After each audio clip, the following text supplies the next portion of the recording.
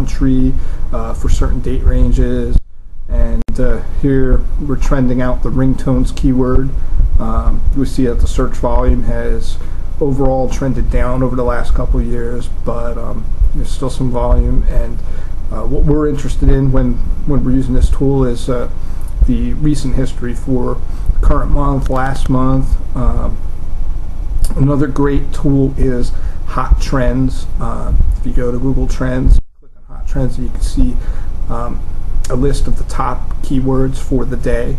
So on a daily basis, you can see what are people searching for, and that'll help give us some ideas for maybe areas where there's a market need that perhaps we can fulfill and make a little bit of money.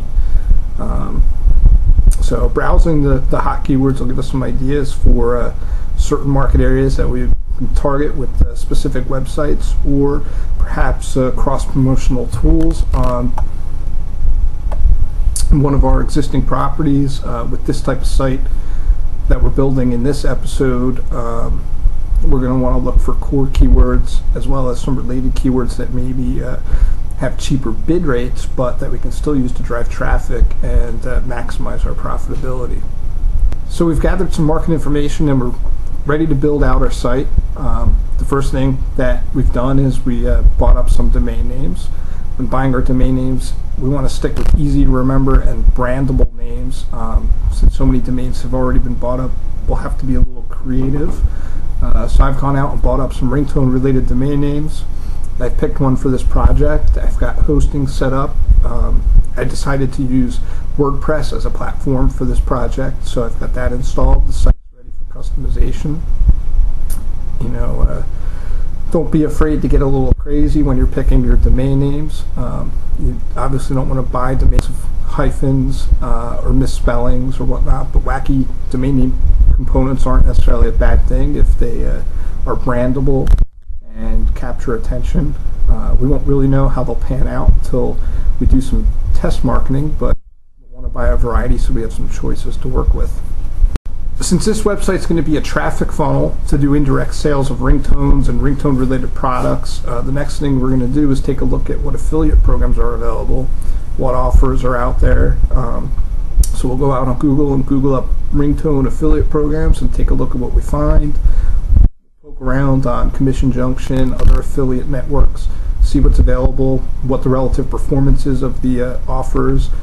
You also want to take a look at ad networks like Azoogle Ads. So we've done some research. I've picked the offers that I want to promote for this project, and I have some idea what the creative looks like that the affiliate publishers provide. I have some concepts in mind. The next thing we need to do is work on our branding. I've conceptualized some brand ideas that tie in well with our domain names. I've given some thought to what the creative should look like, slogans, ad copy, everything that ties together to form our brand image. So in this case, I've picked something that kind of targets the hip-hop generation, and hopefully it'll capture a nice chunk of traffic, and our conversion rates will be high, so that we'll earn some decent money off of this property.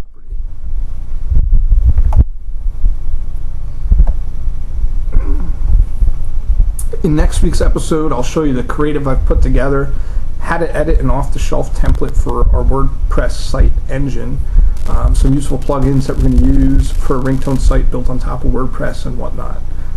It's kind of interesting choice to use WordPress. It's typically a blogging engine. We use it to drive BigMeep.com. It's also very useful for building niche marketing sites. As a content management system, it's easy to update entries, and there's lots of plugins that you can pull together off the shelf, so you can put together a site relatively quickly without having to code up a lot of the technology yourself. And that's an important thing to remember when you're building these properties. We don't want to replicate technology that already exists. We want to find something off the shelf that is good enough, fulfills the majority of our needs, so that we can spend our time and effort marketing and promoting the site so that we can make some money off of it.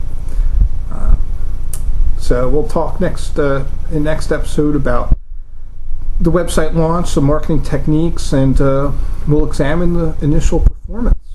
also talk about widget strategies and how we'll start looking at how you can easily build and leverage widgets on Facebook and MySpace.